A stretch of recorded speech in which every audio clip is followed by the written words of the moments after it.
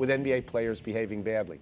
This time it was Orlando's Arron Afflalo who took a full roundhouse swing at Minnesota's Nemanja Bjelica. I hope I pronounced that correctly. Both were tossed from last night's game, having previously received technical fouls for their physical play against each other.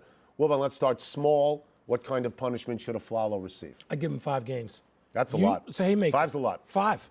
I mean, if you come back and you tell me we're going to give him 3, I'm not going to, try to pick at the building. 5 games? No.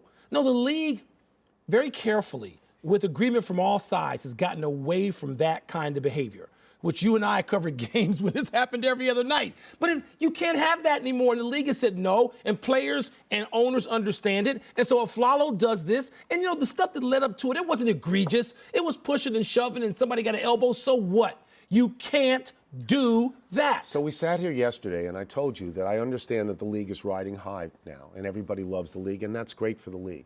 One of the red flags to me is fighting. Fighting is different in this sport than other sports because it's not a helmet league. Because you're out there. Everybody sees you. They come to see you very specifically play. When you have fighting, people may take away the notion that, wow, this league's sort of out of control. There's a player-friendly commissioner. Maybe he's bent over too far backwards. So I would ask you this. Not that he should become Roger Goodell. Not that he should go all the way over there. But are we reaching the point, particularly with star players saying they're done with referees, are we reaching the point where a commissioner has to come in and say, hey, for the good of the league, we got to stop this? Yeah, and you do that sort of dispassionately. You convene everybody, and I'm not sure an all-star break is where you do it, but maybe you have to. They're there. Maybe you have to. They're all together. Yeah. But you do this, Tony, but the NBA players also have a power and an obligation because of race, okay?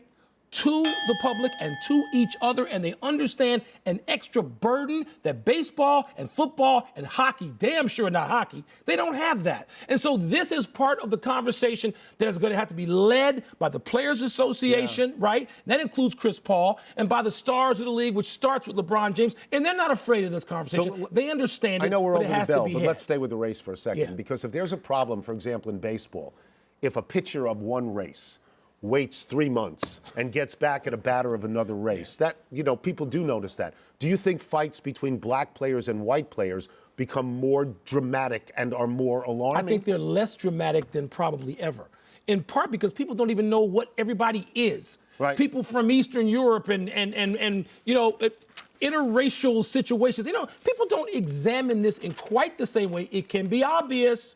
They don't examine it in quite the depth they used to, and guys get over things quicker, I think. But the league, yes, Adam Silver's going to have to convene people, and they're going to have to deal with this.